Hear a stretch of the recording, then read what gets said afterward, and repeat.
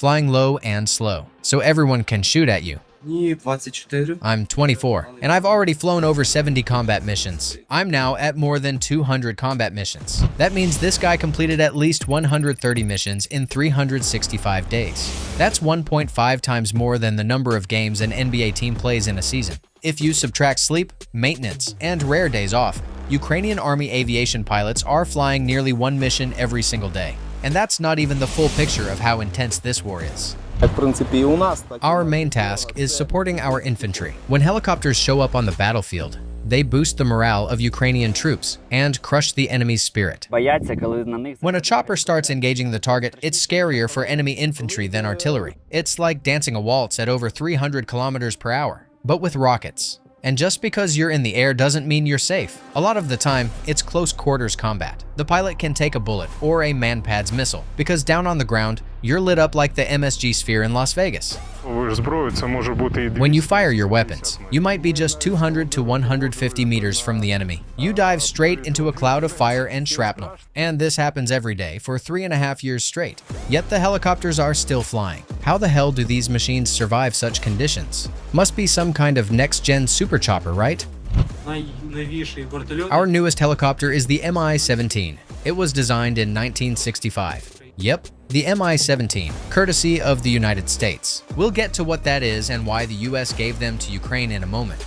But first, if you want to see what Ukrainian pilots really think of the helicopters they fly, and what it's like inside these machines, smash that like button so the soulless YouTube algorithm shows this video to more people. And as a thank you, here's a fun fact most of your friends probably don't know. Ukrainian is the only language in the world with 3 commonly used words for helicopter. Maybe it's because Mr. Sikorsky, the father of the modern chopper, was born and raised in Kyiv. But one thing is clear. Ukrainians have a special relationship with their helicopters. A helicopter isn't just a machine. It's part of our team, part of a small family. It helps us get the job done, and it pulls us out of trouble. All right then, let's take off. First up, the Mi-24, or HIND as NATO calls it. Designed in the late 1960s and 70s, this beast is basically an infantry fighting vehicle with rotors. This bird is armored. It can take a hit from a 50 cal. With its sleek fuselage and wing-shaped stabilizers, the Mi-24 is still one of the fastest attack helicopters on the planet, topping out at 345 kilometers per hour. And yeah, even when it's just sitting in the grass, it looks ready to eat something. If you've got insectophobia, fear of bugs, stay back. Because up close, this thing is basically a flying crocodile. Inside the cockpit, you've got 2 seats. The commander pilot sits in the back, a bit higher up, with a better view and full flight control. Up front is the weapons operator. But here's the twist. Both crew members can fly the bird and fire the weapons. So how do they avoid turning into a flying blender?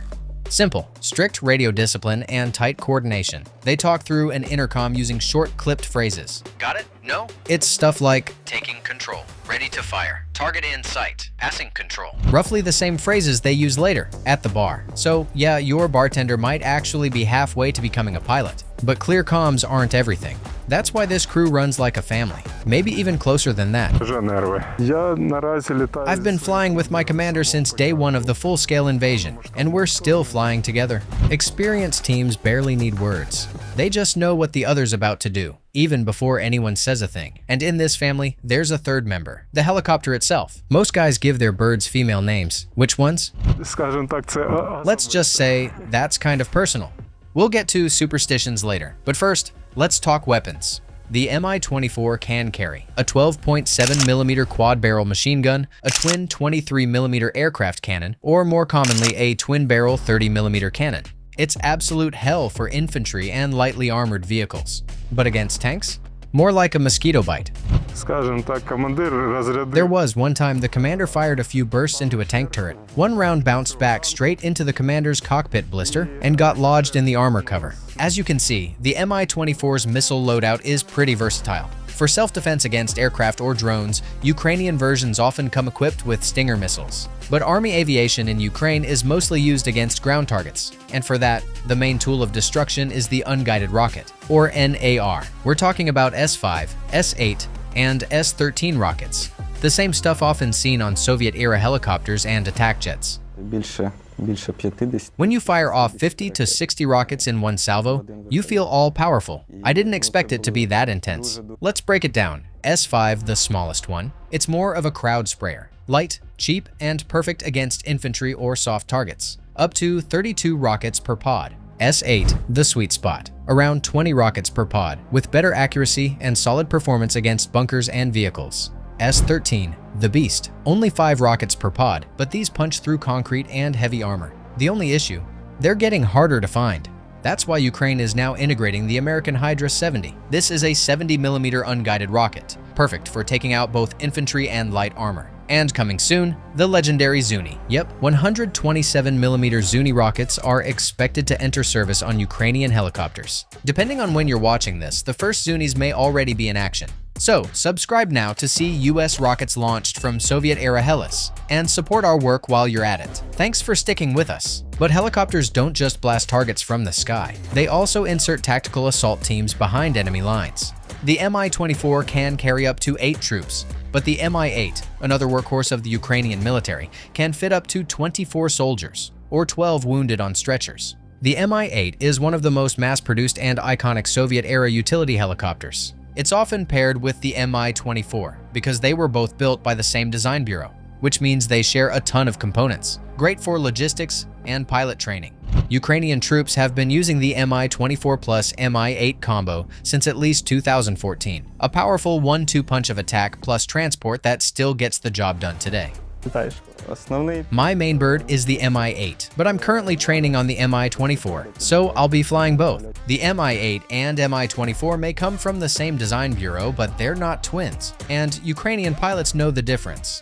In the Mi-8, the pilots sit side by side, both with full controls. So yes, it's a crew family, just with more guys. You've got the commander on the left, co-pilot on the right, and a third crew member in the middle. That's usually a flight engineer, navigator, or weapons operator, depending on the mission. And about those weapons, usually we mount rocket pods on both sides, S8s or S13s, plus a machine gun up front, and sometimes another in the tail.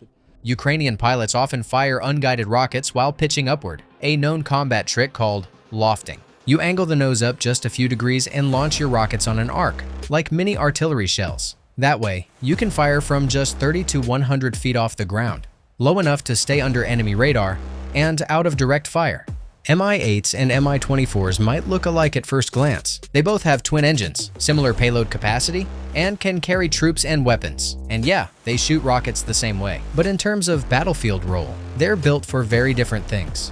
The Mi-8's job is to deliver stuff: troops, ammo, wounded, mobile HQs, or electronic warfare gear. Its importance is proven by the existence of its famous export version, the Mi-17. The Mi-17 is a modified Mi-8. That thing just flies like a dream on its own. Fun fact, the United States once bought Mi-17s from Russia to supply the Afghan army. Why? Because Afghans already knew how to use them, and they're way easier to maintain than American choppers. Fast forward to 2021. The US pulls out of Afghanistan. Some of those Mi-17s end up in Uzbekistan, and it turns out they were outfitted with some very handy extras: countermeasures against manpads, extra armor, and night flight systems. All of that perfect for Ukraine. The first flight into besieged Mariupol, where Ukrainian troops held Azovstal steel plant, was flown on a Mi-17. Honestly, we couldn't believe we pulled it off. Between March 21st and May 11th, 2022, 15 helicopters and 45 crew members flew nearly 30 rescue missions to Azovstal. They brought in reinforcements, Starlink terminals, ammo, and medicine. They flew out the wounded. And if you couldn't fly back? The order was, if you can't return, grab your rifle and fight. Because let's be real, if a helicopter gets hit, the chances of surviving are slim. Because of the rotor blades, you can't eject. There is something called an emergency exit, but that only works at certain speeds and altitudes. But combat flights like these happen just 16 feet or a bit more off the ground. To deploy a parachute, you'd need at least 200 feet. And there's another reason why getting hit by a manpads is basically a death sentence for a helicopter pilot. If you've got people on board, you're not jumping out. The commander stays with the bird till the very end.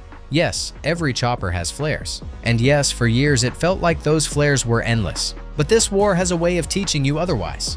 One time, the missile fire was so intense, by the time we got back, we had 0 flares left. We fired off every single one. Let's just say, we got lucky. The machines are running on fumes, pushed to the limit. You're supposed to carry 20 people, but you load up 28 wounded and do whatever it takes to get them out. You push the airframe till it's practically screaming, boiling hot and burning. That's why Ukrainian crews now hang weapons only on 2 of the 6 hardpoints on most helicopters. The rest are too worn out. But Ukraine does have some birds it doesn't fly every day, only for top priority missions. Enter the Sikorsky UH-60 Black Hawk. That's right, Mr. Sikorsky made it home. The first 2 Black Hawks went to Ukraine's defense intelligence, but you won't find much info about them. Why? Because HUR operates in the shadows. And the Black Hawk? It's one of the most recognizable helicopters in the world, meaning just seeing it can blow a whole operation. Still, we're pretty sure the Black Hawk shares one thing with every other chopper in this video. Notice those little fans in every cockpit? They're not just for air circulation. They're basically a cult object, a symbol of stability. Back in the day, they were the only source of ventilation. Today, even with modern AC, those fans stay right where they are. Some pilots even take them along when switching aircraft. If that fan doesn't spin when the engine fires up, time to check everything again on the ground? Superstition? Maybe, but war is full of them. Want a separate video about military superstitions? Drop a comment, or tell us what we should cover next. All Ukrainian aircraft have been destroyed. That's what the Russians claimed. But something didn't go to plan. Someone gave them a nasty surprise. Unknown birds launched Storm Shadow missiles into the landing ship Minsk and the submarine Rostov-on-Don. Then they used the same missiles to blow up the Black Sea Fleet HQ. And they didn't stop there. The corvette Askold got a fiery gift from a scalp egg. Think that's it? Take a look at the massive explosion of the landing ship Novocherkassk. Alright, time to unmask the culprits. These hits came from the old-timers. Su-24s, Su-25s, and Su-27s. For these aircraft, this is their last big war. Time doesn't spare anyone. But paired with modern Western missiles, they've proven they're still deadly. So how did these aging jets handle the skies? The Su-24M is Ukraine's primary frontline bomber. It's designed for missile and bomb strikes in any weather, day or night. It flies low to hit ground and naval targets. This aircraft can carry up to 8 tons of weapons. To keep that kind of load airborne, it's packed with massive fuel tanks. That's actually an external fuel tank under the wing. It holds 3,000 liters. The jet's from the 1970s, so it burns fuel like crazy. It needs a ton of fuel to stay in the air. Ukrainian Su-24s fly at extremely low altitudes to dodge Russian air defenses. A crew of 2 keeps eyes on the terrain. One bad move and you lose control or crash into an obstacle.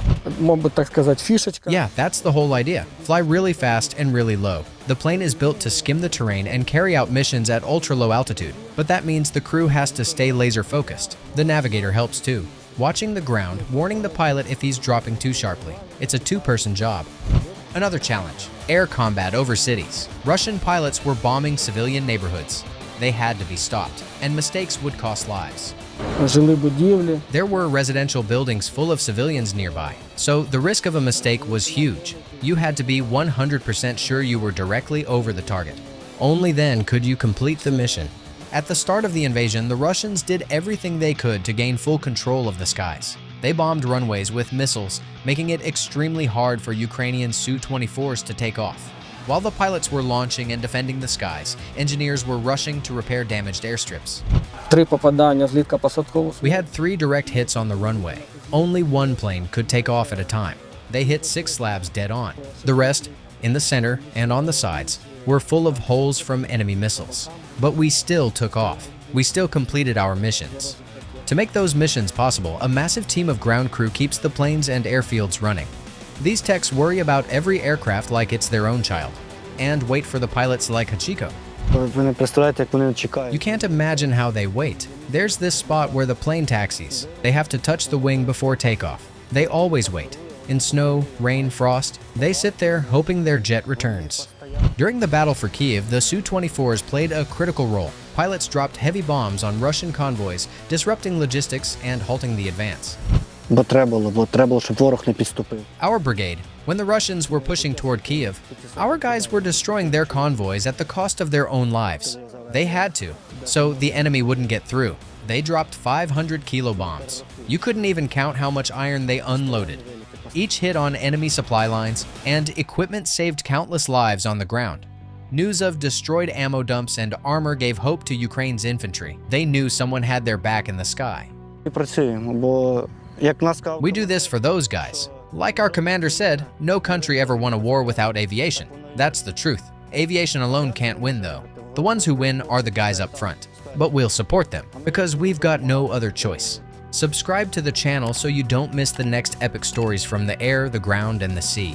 Unfortunately, every flight can be a pilot's last, especially when they're flying aging jets that should have retired years ago. Ukrainian Su-24s, Su-25s, and Su-27s have to go up against modernized Russian Su-34s.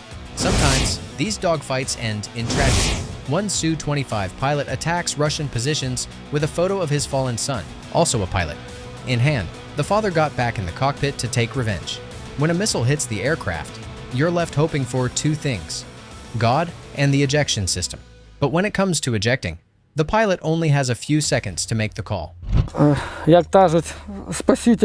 These are our so-called rescue handles. You grab them and pull with about 20 kilograms of force. That triggers automatic ejection for both crew members. First, the navigator ejects, then the pilot, with about 1 second between them so they don't collide mid-air. It all happens automatically. Our job is simple. Just pull those handles. It doesn't matter who does it. Navigator goes first, then the pilot. This pilot, Su-25, was hit by a missile from a Panzer air defense system. He was flying low over a tree line when the aircraft took a hit, right when it was most expected.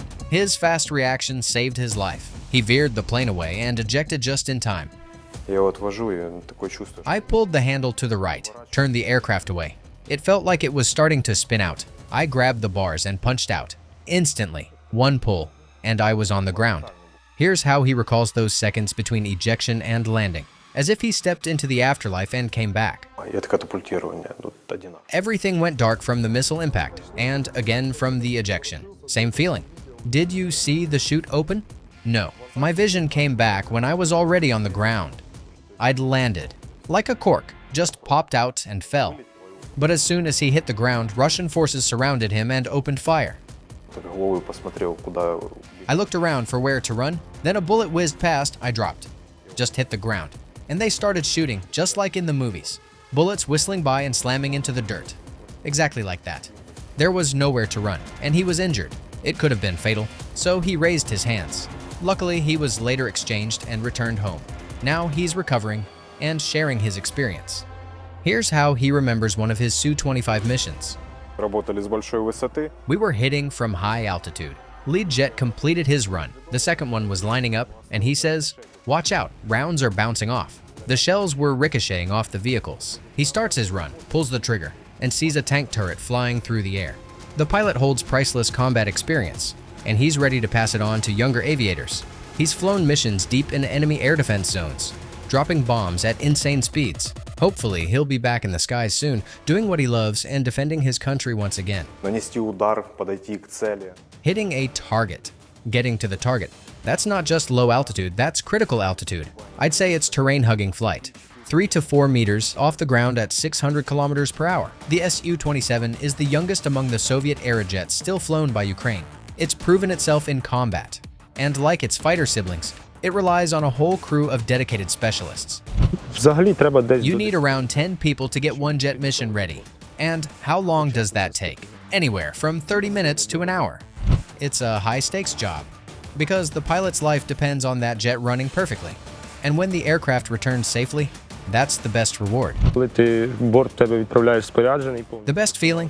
When you send out a jet fully armed and it comes back empty. That means it all landed somewhere useful, and suddenly, even the dirtiest jobs feel worth it. Take a look at the cockpit. This metal bird is packed with controls, but pilots know every switch and dial by heart. Their memory is on another level. What you're seeing in front of you is the control stick. On the left, you've got the throttle. Like the gas pedal in a car, you work those together. Then we've got switches for engine start and flight systems. And right in front is the instrument panel. This young pilot has been defending Ukraine's skies since day one of the full-scale invasion. His first mission was brutal, intercepting missiles aimed at Ukrainian airfields.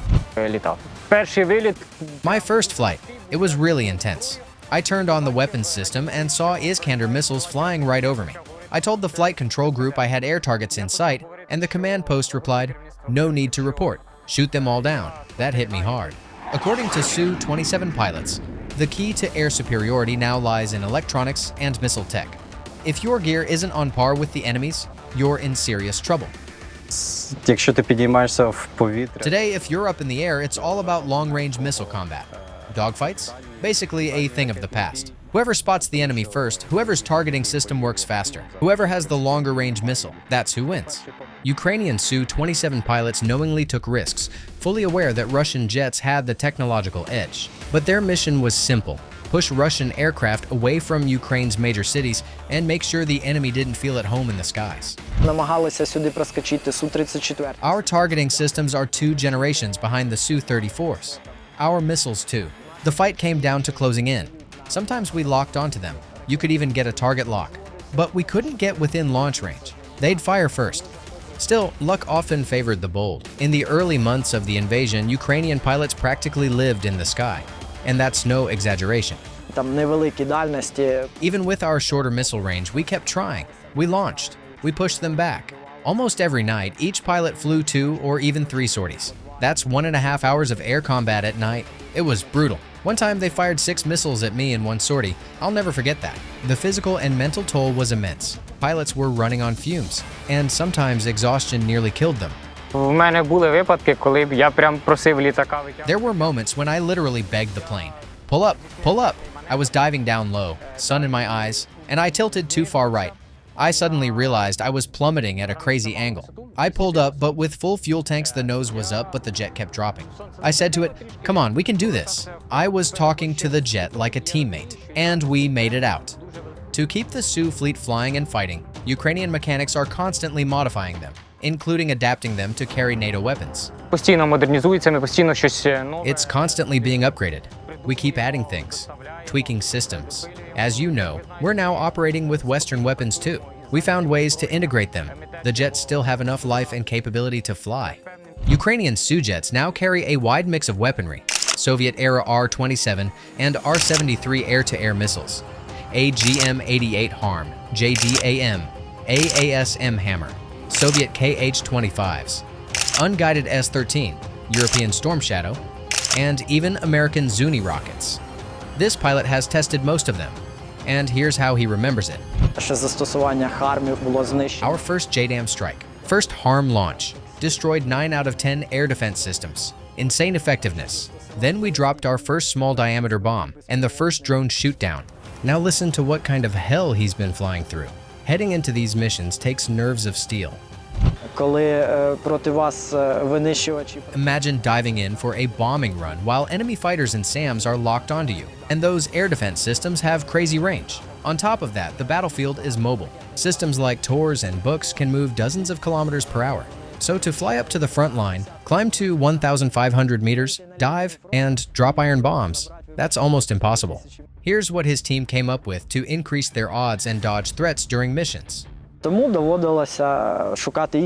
had to look for alternatives. That's how we started using guided bombs with GPS and inertial navigation systems. Thanks to their aerodynamic wings and tail kits, their range is several times greater, allowing us to strike from farther behind the front line.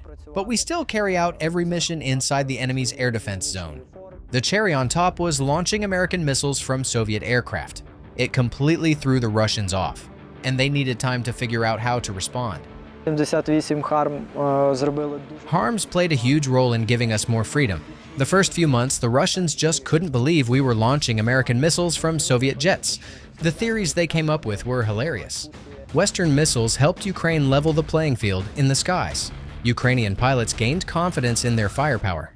And Russian pilots started thinking twice before diving deep past the front line. Now, to close things out, here's a lighter note. Some of the unique traditions Ukrainian pilots follow before a mission. Like this guy, who almost refused to swap out his old battered flight suit.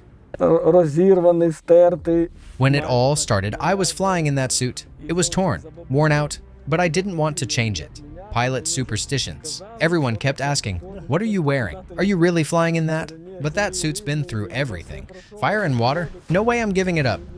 Another pilot has a coffee ritual that all baristas and caffeine lovers will appreciate. І що за бобон, це як...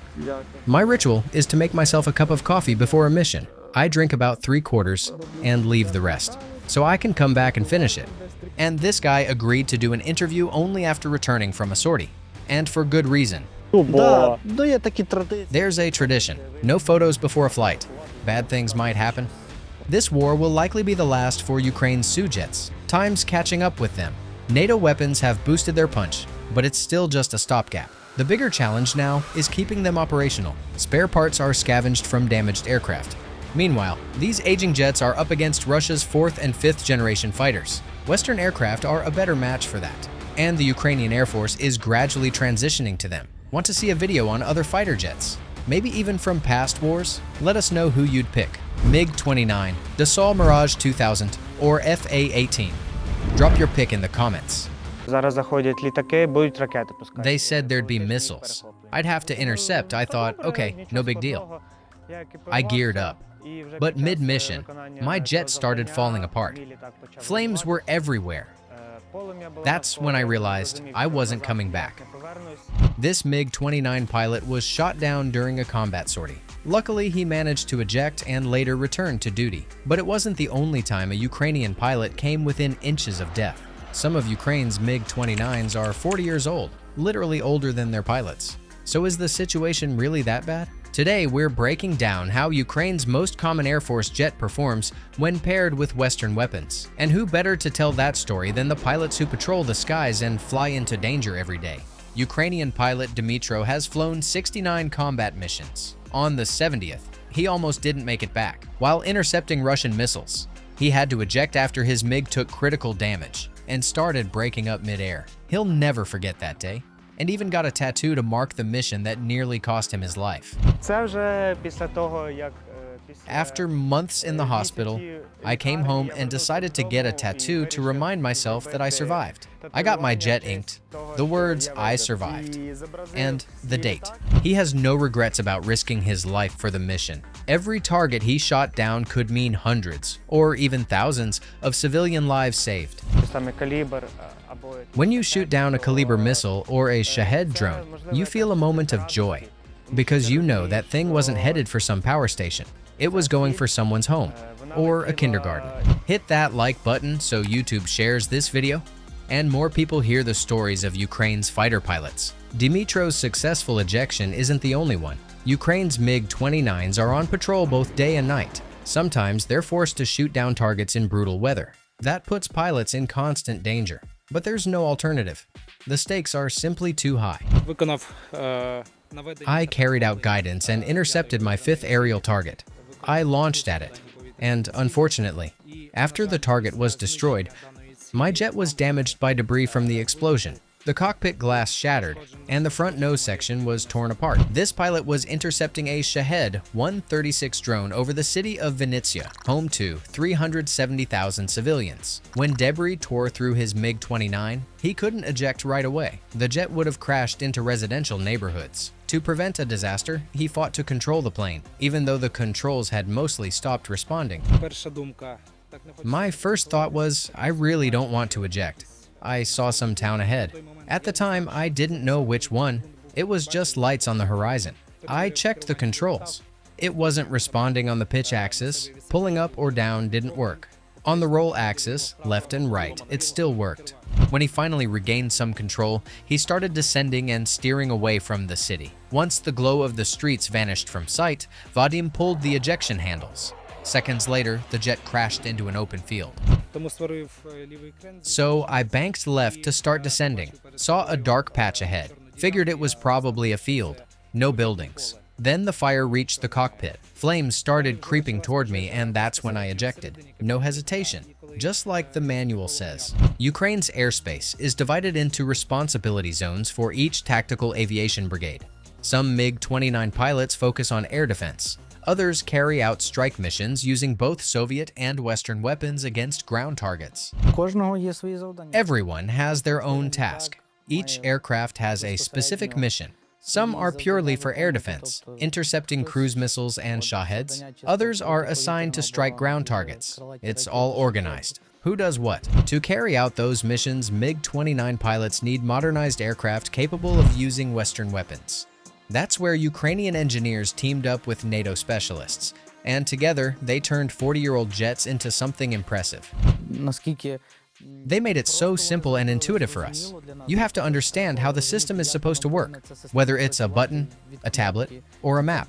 No one knew at first, but they made it easy, and it works. It works accurately, and the results speak for themselves. Now, the MiG-29 can carry not only Soviet air-to-air missiles like the R-27 and R-73, but also Western weapons such as HARM, JDAM, AASM Hammer, and the ADM-160 Mauled. That's been a serious boost to Ukraine's aerial firepower.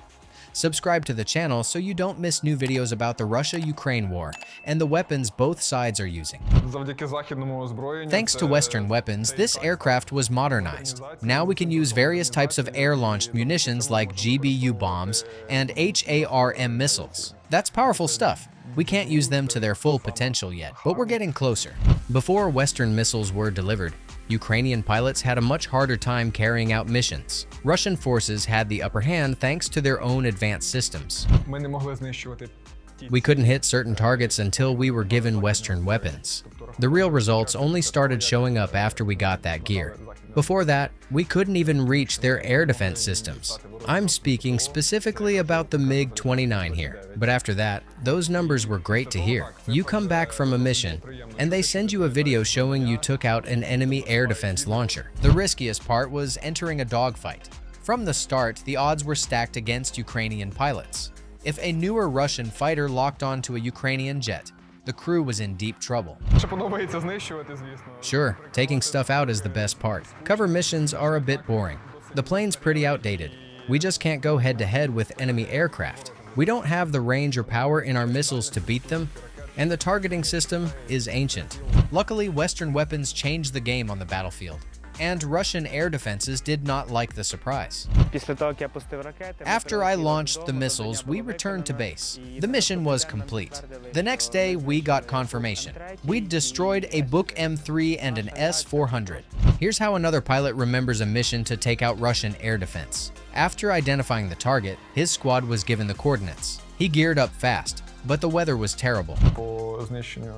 We had to fly a mission to destroy enemy air defense. It was part of a joint operation. There was supposed to be an assault in that area. We were told to prep the sortie ahead of time, but the weather took a nasty turn, and it was at night. Navigation could fail. Systems might go down. You still have to orient yourself and complete the mission. He decided to go for it anyway, and it turned into one of the scariest days of his life. The constant fear of getting lost or having his gear fail weighed heavily, but he pushed through, and it paid off. I was already in my harness, all geared up, ready to jump into the jet. I said, "Let's do this. There's no turning back now." And everything went well. We did it. The mission was a success. But for me, it was terrifying. The weather was absolutely brutal. Another big win for Ukrainian pilots came with the introduction of the AGM-88 HARM missiles. This pilot, callsign Smereka, was the first to fire one during Ukraine's counteroffensive in the Kyiv region. At the time, he had no idea how the mission would end. He hadn't even had the chance to test the weapon in a low-stress environment. Our partners told us, "This is how you'll use it. No test flights like before. No firing ranges to try it out and see if it works. Just real combat conditions." When he took off and reached the launch zone, he held his breath. Until that moment, he had never used American weapons on a Soviet jet. Here's how that combat mission ended. And that was the moment. Will it launch? Will it launch right? God forbid it explodes under the wing. We didn't know, but our Western partners kept assuring us, everything's gonna work. And it did work. One of the biggest challenges for pilots is simply the age of the aircraft. The jets were upgraded to extend their service life, but that didn't fix all the strategic problems. These planes are often way older than me. Some are 40 years old. So when you take off on a mission, all kinds of failures can happen. Just comes with age.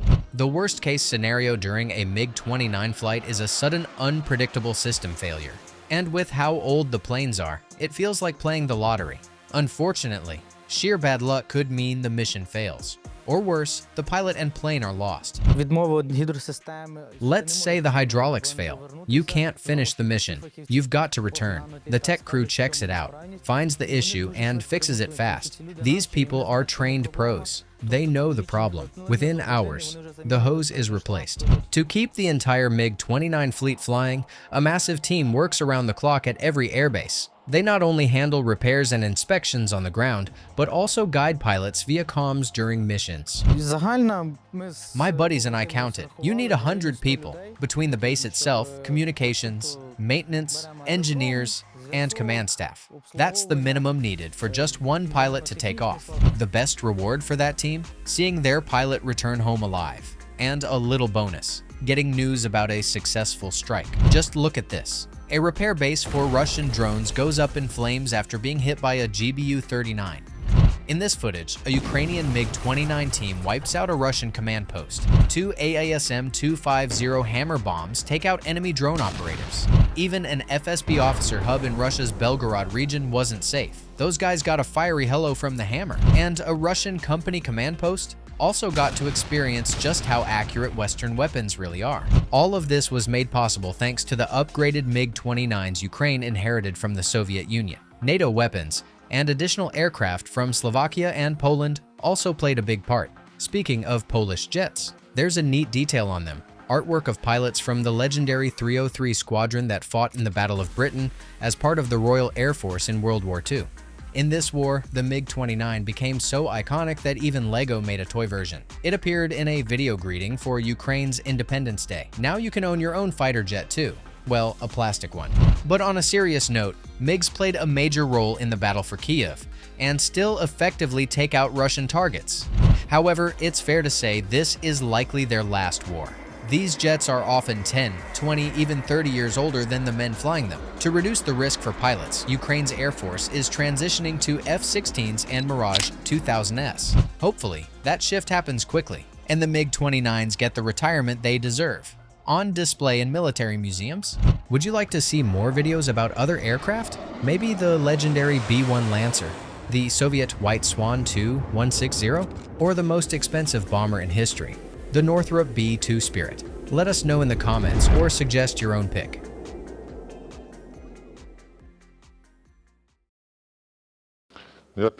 I'm an F-16 fighter pilot.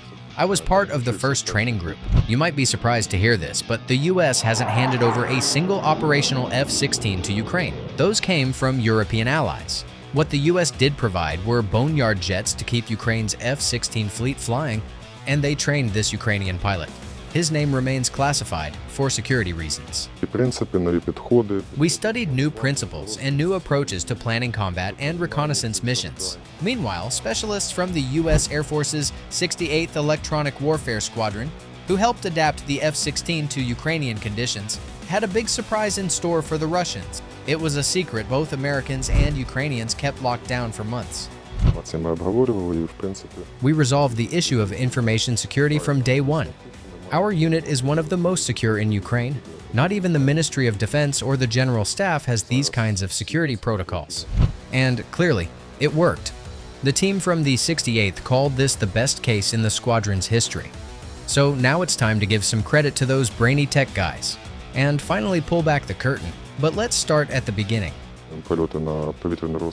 Our primary missions include aerial reconnaissance of enemy forces and positions, as well as electronic intelligence. Here's the thing though, the jets Ukraine got from European partners weren't ready for the constant cat-and-mouse game happening in the skies over Ukraine. They had to be reprogrammed to handle Russian threats. The main concern, ours and the media's, was the CABs Russia's been using. CABs are a family of Russian-guided glide bombs. Death from above, dropped dozens of kilometers from the front lines. The best way to stop them? Kill the launch platform. But there's a catch. We can't get close enough to take out the launch aircraft. Russian air defense crews aren't sleeping.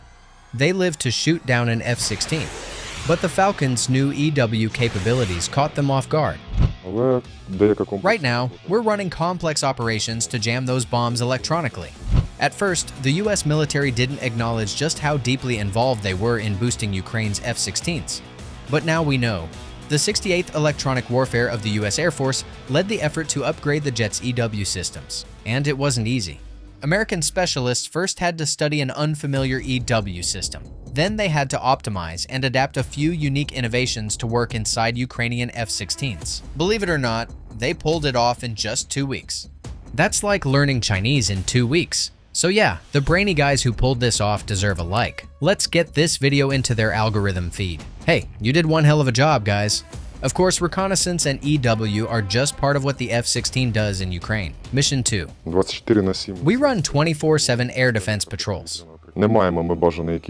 Because there aren't enough ground-based systems to repel mass attacks, we operate in uncovered areas. Here too, electronic warfare is a game changer. Thanks to jamming, Shaheds get lost across Ukraine's skies, sometimes even turn around and fly back, without needing a missile to take them down. But F-16s don't just jam, they hit. This fighter can carry about 10 different air-to-air missile types. That's one of its biggest strengths. In total, it has 9 hardpoints, 1 under the fuselage, 6 under the wings, and 2 on the wingtips. We've already shown the fully loaded F-16V before, but those look very different from the ones Ukraine is flying. Not all hardpoints on Ukraine's F-16s are wired to carry air-to-air missiles. Only 6 of them are, 4 under the wings, and 2 on the tips. C'est la vie, as the French say. And yes, we'll be talking about them a bit later. The Ukrainian F-16s we've seen in media so far carry 2 main missile types: the AIM-120 AMRAAM, a radar-guided medium-range missile, and the AIM-9 Sidewinder, an infrared-guided short-range missile. How effective are they? Over 80% of the missiles we fire reach and destroy their targets. Look closely. This F-16 only has 1 AIM-9 left under its wing. That likely means the other 5 already found their mark. And it's very possible that Ukraine is using even more advanced air-to-air missiles. Which ones? That's classified and depends on US political decisions. But when it comes to F-16s going head-to-head with Russian jets, here's what you need to know. At some points, we're coming very, very close. Your subscription tells YouTube our channel is worth watching. Tap subscribe to support us. It's like a high-level chess match. 2 grandmasters who know every move, waiting for the other to slip up. From their actions, it's clear they understand our weapon capabilities very well. They know when to move in and when to back off, and so do we. That's why pilots on both sides try to keep their distance. Modern fighters have powerful radars and long-range missiles. They can shoot each other down from dozens of kilometers away. A pilot's skill is all about timing, knowing exactly when to fire that one deadly shot. But taking out a Russian jet isn't easy. Those pilots are trained, and more importantly, they're scared too. There's a real person sitting in that enemy jet, and they don't want to die either. So, classic dogfights, where pilots can literally see each other through the acrylic canopy, are extremely rare. But that doesn't mean it's a relaxing job. On every mission, Ukrainian jets are in the crosshairs of Russian SAM systems. And getting chased by a surface-to-air missile? Yeah, that's stressful. The danger doesn't stop in the sky. Air bases are regular targets, but we're on combat alert from designated and backup airfields. That network is now very well developed. Ukrainian pilots almost never take off and land at the same base. The Ukrainian Air Force uses a tactic from Western doctrine called ACE, Agile Combat Employment. Early warnings of Russian missile strikes give them time to launch and disperse aircraft across remote airfields. Still, at least one close-quarters air battle did happen over Ukraine. It was on day 1 of the full-scale invasion, when Ukraine's air defense was partly destroyed and nearly completely disorganized. Over Kyiv, Russian Su-jets clashed with Ukrainian MiG-29s. The full pilot account and footage from that dogfight are in our other video, MiG-29 versus Su-34. But now, it's time to talk offensive missions for Ukraine's F-16s. When you hear that an air raid alert's been triggered somewhere in Russia, it's not just because a few drones are buzzing around. That's part of a well-coordinated operation. Almost every mission over Ukraine involves a full team effort: people, aircraft, and systems. One crew locks onto enemy air defenses or jams them with EW. Another group keeps Russian jets at bay. A third group strikes. F-16s can do all of it. Right now, we're only able to strike at tactical depth, but the effectiveness of those strikes is very high. It's basically surgical. We're like a scalpel. If needed, our bomb can fly straight through a small window. In military terms, the tactical zone usually means 20 to 30 kilometers deep. So when this pilot talks about surgical strikes, he's likely referring to JDAMs, Joint Direct Attack Munitions, in 500, 1,000, or even 2,000 pound variants. These glide bombs have a range of about 15 to 28 miles. Or he might mean JDAM-Rs, the extended range versions, which can reach targets up to 45 miles, keeping the jet safely outside enemy air defenses. Another possibility is the GBU-39, also known as the SDB, small diameter bomb. With a maximum range of around 68 miles when dropped from high altitude, it deploys folding wings mid-flight to glide toward its target. Ukraine's been using these kinds of American glide bombs for a while. They were integrated with MiG-29s and Su-27s as early as winter 2022 to 2023. But on the F-16, these bombs are even more effective, thanks to full targeting system integration and the ability to reprogram strike coordinates mid-mission. Along with bombs, Ukraine's MiG-29s and Su-27s can also fire U.S. anti-radiation missiles. Meanwhile, the Su-24 has been paired with long-range Storm Shadow and Scalp EG missiles, and the Russians absolutely hate those. The Su-25? It's been successfully matched with French AASM hammer bombs. Виконуємо польоти на прикриття. We're constantly flying cover missions for our MiGs and Sukhois. То майже кожен день. Almost every day, we fly more than just one or two sorties. We carry out multiple strikes on enemy positions beyond the front line. To work around compatibility issues between NATO weapons and older Soviet airframes, Ukraine's developed some very creative solutions, including third-party interface systems. Integrating Western weapons isn't just about physical adapters. Each setup needs a unique technical approach. So yes, Ukraine's legacy jets are still doing most of the heavy lifting, but things are changing. Нам прийшло таке досить. We've now received a solid reinforcement in the form of French jets, and they're already helping us a lot. The first Mirage 2005Fs arrived in Ukraine in February 2025, and surprisingly, they've been easier for Ukrainian pilots to master, especially those with time in MiG-29s or Su-27s. That might be thanks to some older French experience. Back in the early 2000s, France ran a 3-month training program for German Luftwaffe pilots who previously flew Soviet MiG-29s. That transition worked. For the F-16 though, you can't prep a pilot that fast. One of the reasons Ukrainian pilots adapted to the Mirage so quickly is because its controls feel familiar. Like the MiG-29, the Mirage has a center stick positioned between the pilot's legs. The cockpit systems are also simpler than what you'd find in an F-16. There's just less electronics overall. Maintenance? It's more demanding than a Soviet MiG-29, but still way easier than a modern F-16. But don't let that simplicity fool you. The Mirage 2005F is not a second-rate fighter. On paper, its performance is close to the F-16 variant Ukraine is flying. The Falcon still wins on payload. It's a beast when it comes to weapons capacity. But in terms of agility, the Mirage is one of the most maneuverable jets in the world. In fact, there's a recorded training kill against an American F-22. Yeah, you heard that right. A Mirage beat a Raptor. Now, to be fair, that was a mock dogfight. The F-22 pilot let the Mirage slip behind and come into gun range. Probably part of a training scenario, but still, the footage is impressive. We haven't heard much yet from Ukrainian pilots about flying the Mirage.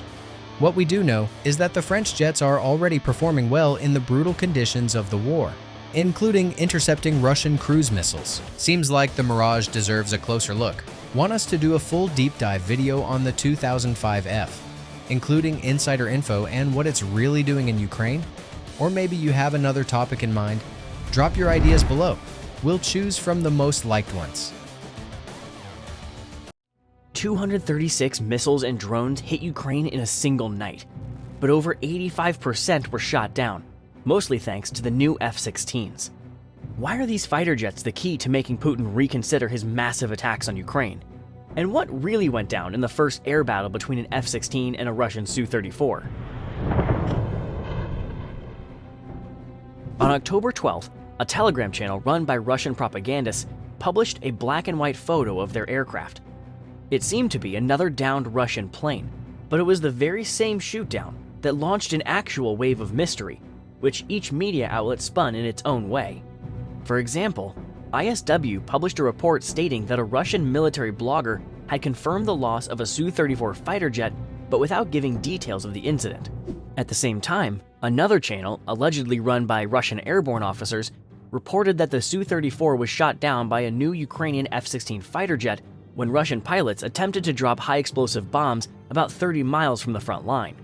Moreover, the Su-34 is a particularly problematic enemy because these aircraft are capable of dropping long-range guided bombs on frontline cities from over 50 miles away, all while being closely covered by Russian aircraft and air defense systems.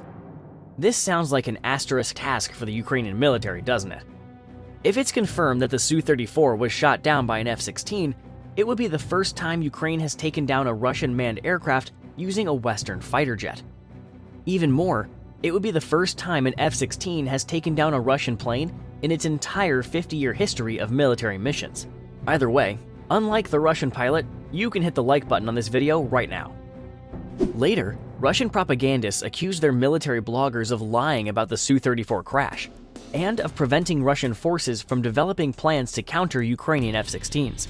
But even if the Russian command does try to establish a countermeasure, it will be extremely difficult to implement.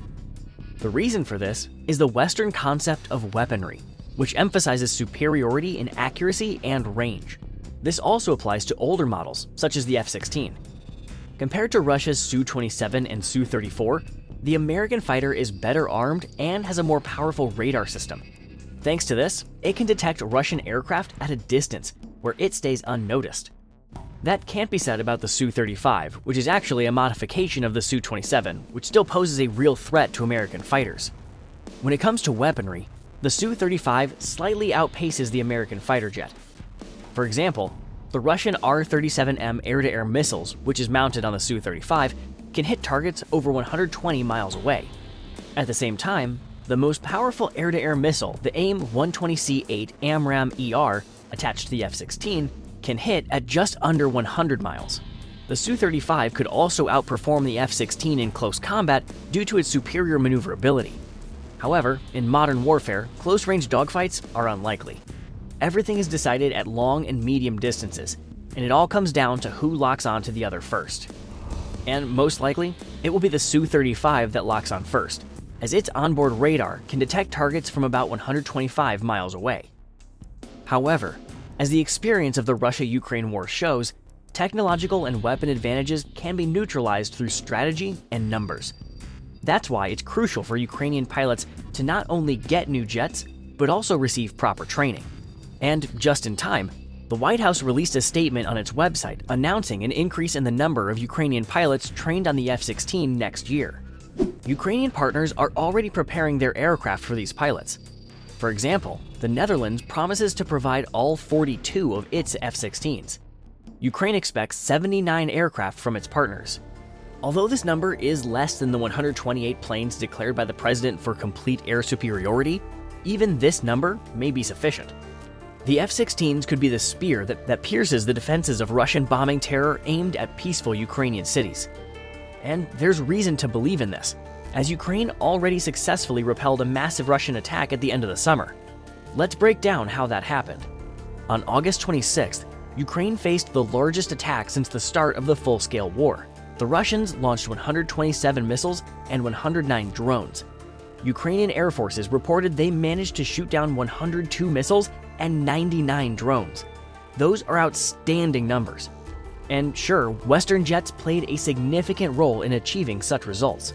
The General Headquarters of Ukraine clarified that F-16 fighters, together with anti-aircraft missile units, shot down Russian cruise missiles. This is exactly what Ukrainians needed. After all, F-16s can be much more effective than air defense systems. The point is that a cruise missile is quite a challenging target. It is small and flies at a low altitude, so even the most advanced radars cannot detect it when it descends to 160 feet. Because it flies below the horizon, ground-based defense systems are powerless in this situation. In addition, when attacked by cruise missiles, fighter jets can fly over them, which gives them an excellent view, especially compared to ground-based radars. All of this probably helped the Ukrainian Air Force destroy more than 85% of the targets that night. But why didn't Ukrainian pilots achieve such results with Su-27s or MiG-29s? The reason is that the F-16 has more advanced radar and optoelectronic equipment to detect small Russian targets, such as cruise missiles or the infamous Shahed drones, at long distances. The Soviet-style MiG-29 and Su-27 have to get so close to their targets that they have to be seen visually, effectively at gunpoint, which is very risky. However, even for F-16s, shooting down Russian missiles is also highly risky. During the night of the massive attack on Ukraine, one aircraft lost contact while approaching a Russian missile. The fact that one of the newly received F-16 fighters crashed in Ukraine was first reported by the Wall Street Journal, which believes that the American fighter jet was wrecked during a massive missile attack. According to their version, the F-16 crashed due to the explosion of a cruise missile that was shot down too close to the jet. You can only imagine how intense that clash must have been, filled with rapid maneuvers where every decision had to be made in split seconds. The Ukrainian pilot had to face 1.5 tons of deadly metal, a Russian Kh-101 long-range cruise missile. Given the still limited number of planes and pilots, this is a significant loss for Ukraine. But sadly, in a war of this scale, such sacrifices are inevitable. Thanks to the F-16s, Putin now has yet another unexpected problem to deal with. On October 14th, Ukrainian monitoring channels reported that Russian bombers refused to carry out the mission that night because they were afraid of an F-16 that may not have even been there. The fact is that with the appearance of American fighters in the Russian-Ukrainian war, any Ukrainian plane that takes off may look like an F-16 to the Russians. This is because the Russians cannot identify the type of craft on radar, as they can only see its markings, which look the same for all small fighters. So, if the Ukrainian Air Force launches even a Su-29 or Su-27, the Russians could, in fact, mistake it for an F-16. But you can't win a war with psychological pressure alone. Just like you can't get up-to-date videos about the Russian-Ukraine war without subscribing to our channel. So you'd better do it right now. And better yet, give us a thumbs up. In turn, we will tell you how the Ukrainians can use F-16s for their offensive. If the Ukrainian Air Force is able to control the skies, the American fighter jets can launch intense attacks on the Russians on the ground. This is the same tactic the Russian army uses to advance along the front lines. For such tactics, the Ukrainian Air Force could equip its F-16s with JDAM-ER glider bombs. Previously, they were adapted for Ukrainian MiG-29 and Su-27, but due to the specifics of the adaptation, they had a drop range of only 25 miles instead of the claimed 43 miles. However, when used with F-16s, JDAM-ERs can be dropped at the desired 43. Additionally, F-16s can serve as an effective carrier for AGM-88 HARM missiles, allowing them to effectively destroy Russian radars and air defense systems. Ukrainian officials have repeatedly stated that Ukrainian forces are also expected to start deploying their versions of large glide bombs. Retired Polish Brigadier General Jaroslaw Kraszewski also believes that the arrival of fighter jets could change the balance of power in the Russian-Ukrainian war. He added that if Ukraine were allowed to strike deep into Russia with Western-supplied weapons, it could cyclically and effectively destroy the Kremlin's logistics. When this happens, the Russian army's logistics will be cut off from the main forces. At that point, the Ukrainian Army Command will be able to deliver a devastating blow that could change the course of the war. However, there are many threats to the F-16 that could prevent the fighter jets from surviving such a grand turning point. American fighters are a priority target for the Russians, so their delivery is accompanied by a high degree of secrecy. They are stored at dispersed bases with underground or fortified shelters, along with decoys. However, this, in turn, complicates logistics for Ukrainians. In addition, the F-16 is not a magic pill. It is machinery, and it can be destroyed. Russia has both the latest ground-based air defense systems, such as the S-400, and the 5th-generation Su-27 aircraft, which have significant advantages over the F-16 and can destroy them. However, since the beginning of the full-scale invasion, the Russian military-industrial complex has been able to produce only 4 copies of the Su-57, which gives Ukrainians some positive news. And finally, the arrival of the F-16s marks a shift for Ukraine's Air Force toward NATO standards. This is a huge positive for Ukraine, as NATO weapons perform much better when used with the jets they were designed for, rather than being retrofitted onto outdated MiGs. While there may not be many F-16s in Ukraine just yet, their power shouldn't be underestimated, especially by the Russians. And as for you, dear viewers, make sure to subscribe to our channel and leave a comment. Well, this handsome one has something to boast about. From Operation Desert Storm, when an F-16 Fighting Falcon dodged not one, but 6 surface-to-air missiles, to Israel in '81, when such jets bombed a reactor in Iraq and returned without a single loss. These days, though, the F-16 is up against a whole new kind of challenge. Will the Falcon reclaim its historic status, or will the ruthless Russian-Ukrainian war bring an end to its illustrious 50-year career? Do you think this impressive fighter stands a chance to show its worth? Let us know with a thumbs up. Word has it that the F-16 encounters its fair share of troubles even before it takes to the skies. Allegedly, Ukrainian airfields may not meet the necessary standards for the F-16 aircraft. Apparently, concerns revolve around the fragility of the F-16's landing gear. Also, debris could possibly be drawn into the aircraft's air intake located under the fuselage, potentially causing serious malfunctions. But let's be real here. That's just a story made up by the media for the sake of catchy headlines. After all, these matters were settled decades back. F-16 jets have already landed at Ukrainian airfields as part of the Safe Skies training. Moreover, in Egypt, most military airfields are built using Soviet-style concrete airfield slabs, and there are currently 220 F-16s in operation. We suggest focusing on what truly poses a threat, primarily Russian attacks on Ukrainian airfields. As soon as the fighter jets arrive in Ukraine, make no doubt, the Russians will immediately start their hunt. Is it possible to defend the F-16 Fighting Falcon against Russian ground strikes? To give a reasonable answer, let's look at previous aviation losses during the Russian-Ukrainian conflict. Just 10 days after Russia invaded Ukraine, the Russian Ministry of Defense reported the destruction of practically all combat-ready aviation in Ukraine. Практически вся боеспособная авиация киевского режима уничтожена. Well, to put it mildly, it turned out to be untrue. It's noteworthy that the Ukrainian air forces are still operating. According to independent analysts at Oryx, Ukraine's air force lost 73 combat aircraft, while Russians lost 90. This number aligns with the estimates provided by General James Hecker, who serves as the commander of the US Air Force in Europe and Africa. However, at the time this video was created, only 6 Ukrainian fighter jets have been destroyed on the ground. Moreover, 3 of them were destroyed in the first days of the invasion, and 3 more in the fall of 2023. It appears that the Ukrainians have a firm grip on the situation. However, recent strikes on Ukrainian airfields cast doubt on this belief. Russians have reached Ukrainian aircraft at the airfield at Dogfight, located 40 to 45 miles from the front line.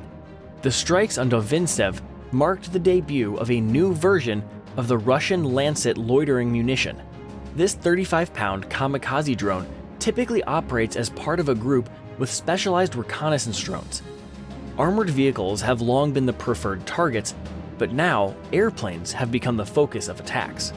According to the Institute for Science and International Security, Lancet demonstrates a high level of autonomy and significant obstacle avoidance. The Lancet poses a significant challenge to air defense systems, making it rightfully the foremost threat to the F-16 mission in Ukraine. Well, Ukraine's Air Force will need to steer clear of airfields near the front line that lack concrete air shelters. Still, will this eliminate the constant concern of Russian missile strikes? In this scenario, the Falcon would have really benefited from the Patriot. In Western military doctrine, this system is specifically employed to protect airfields.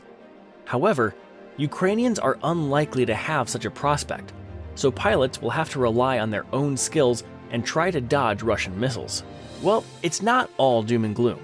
Ukraine's air forces are actually employing the tactics known in Western doctrine as ACE, Agile Combat Employment. The same tactic is practiced by the air forces of Sweden and Taiwan, and in Japan, it is called Koku Jeitai. ACE's success relies on having the upper hand in information. Early warning of Russian missile attacks provides enough time to disperse aircraft to remote airfields. Ukrainian pilots almost never take off and land at the same airfield, according to General James Hecker, commander of the US Air Forces in Europe and Africa. At first glance, it seems like a simple concept. After all, missiles only hit based on coordinates. Despite facing logistical hurdles with fuel and weapons, along with the task of servicing various aircraft simultaneously, it is a marvel that the Ukrainian Air Force has managed to stay one step ahead of the Russian forces for over 2 years of war, especially considering how challenging it is to maintain an F-16. In the Ukrainian mission, the bar is set high. All 10 planes need to take off simultaneously, a feat far more demanding than the usual benchmark 7 out of 10. This puts it in a league tougher than even Formula One racing. Ukrainian airfields are not the safest places on Earth, though it is possible to survive there. This means that the main adventures await the F-16 in the air. In the areas near the front line, both Russia and Ukraine both have a fairly large number of ADGM and other air defense systems, effectively safeguarding their respective sides on the front line against enemy tactical aviation. No one fully controls the sky. It's unlikely that we'll see any dogfights, Top Gun style, anytime soon. If such a duel does happen, it will be one of the most dramatic battles between an aging but very powerful Western aircraft and one of Russia's best fighters, the Su-35. When it comes to technical specs, the Su-35 outshines the F-16. With a length of 72 feet and a wingspan of 50 feet, the Russian fighter jet is approximately 50% larger than its American counterpart. Its weight is more than 18 tons, twice as much as the Falcons. However, the F-16 boasts greater maneuverability compared to the Su-35. Maneuverability plays a role even in long-range combat. Importantly, the Su-35 is capable of carrying the R-77 and R-37M air-to-air missiles. They have the potential to be pivotal players in this duel.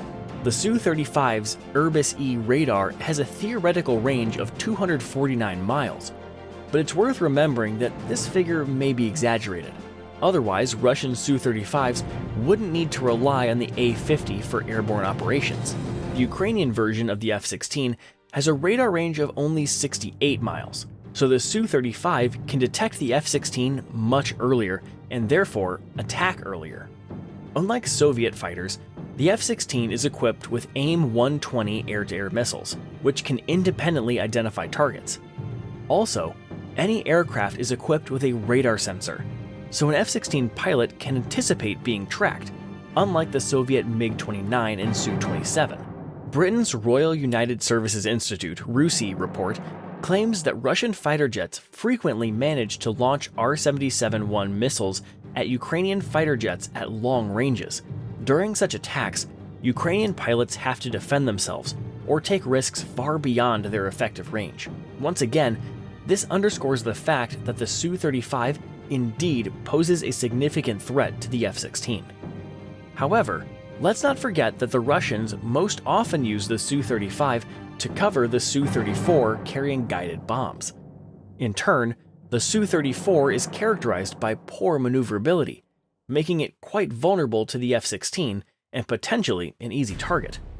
Aside from the highly valuable Su-35, Russians largely rely on their interceptor MiG-31BM equipped with R-37M missiles, which have poor maneuverability. Evaluating their performance in the Russian-Ukrainian conflict, doubts have also been raised about their reliability. We should not discount the large number of Su-30s, Su-27s, and MiG-29s. Even modernized, they lag far behind the capabilities of the F-16. There are still other threats to the F-16 in the sky. The next potential danger facing the aircraft will be the well-known Russian air defense system, the S-400, classified as the NATO SA-21 Growler. The main types of missiles for the S-400 is the 48N6 family, which, depending on the modification, has a range of 100 to 160 miles. However, in 2022, the Russians started mass production of the 40H6 missiles with a range of approximately 250 miles. The SA-21 Growler becomes particularly dangerous when paired with A-50 Mainstay D AWACS aircraft, which can detect Ukrainian aircraft at distances of up to 120 to 180 miles. It is worth noting that, despite all the difficulties, the Ukrainians have already managed to shoot down as many as 2 A-50 aircraft. To protect themselves from the SA-21 Growler, F-16s can use AGM-88 HARM anti-radar missiles with a range of up to 100 miles. F-16s will likely use standard combat practices to outsmart enemy air defenses, including flying at low altitudes. And finally, it is worth remembering that the F-16 is a universal soldier. It can be equipped with a whole range of missiles at once and be used for various purposes, destroying bridges and headquarters, eliminating drones and missiles, combating enemy aircraft, and even carrying Harpoon anti-ship missiles, thus contributing to the destruction of the Russian Black Sea Fleet. The United States agrees to arm Ukraine's F-16s with a modern AIM-120 medium-range air-to-air missile. The latest version of the AIM-120C8 is estimated to have a range of about 100 miles. That's twice as much as the missiles on Ukrainian fighter jets, which had to fly low to the ground as they approached the front line. By employing the same tactics, the F-16 can pose a threat to Russian bombers carrying guided bombs. This will significantly ease the burden on the Ukrainian ground forces. The F-16 is also a carrier for JDAM-ER munitions. This is a type of guided bomb with a 45-mile range that has already proven itself in this war. Discover more about it in one of our videos. Let's highlight that the F-16 can carry the most powerful 2,000-pound JDAM-ER bombs, capable of breaking through any defense. Eager to witness their impressive capacity on the battlefield? Give this video a thumbs up. The F-16 arsenal also includes long-range precision bombs like the AGM-154 JSOW, with a maximum distance of 80 miles. Its warhead is identical to that used on the Storm Shadow or Scalp EG cruise missile. Since the introduction of the SDB bombs, they've also been integrated into most F-16 aircraft. The bomb itself is small, yet its warhead weighs from 35 to 205 pounds. The aircraft can fly beyond 90 miles, enabling bombs to be dropped from a distance greater than those from Russian FABs with UMPK, all while staying out of reach of Russian air defense systems. Unfortunately, as of today, the Ukrainian mission has a small arsenal of long-range air-to-ground missiles for the F-16. More precisely, there are none at all. Nevertheless, there is hope of further upgrading the aircraft's software to equip it with truly insane AGM-158 JASSM missiles, boasting ranges from 250 to 620 miles. The JASSM missile features an infrared homing head that operates in the terminal phase of the trajectory and enables it to hit targets with pinpoint accuracy and ignore any electronic countermeasures, ECM. JASSMs could be the game changer that turns the F-16 into a silver bullet. Consequently, the F-16 will fall into an edge of difficult and harsh conditions, where it will not be able to dictate the rules. However, it has enough capabilities and weapons to give Russian opponents a hard time. In the last 2 years, Ukrainian pilots have demonstrated that skill and tactics are crucial factors in warfare. So, the Ukrainian mission might just mark the peak of the F-16's legacy. After all, while the names of heroes may fade, the weapons of victory endure in memory.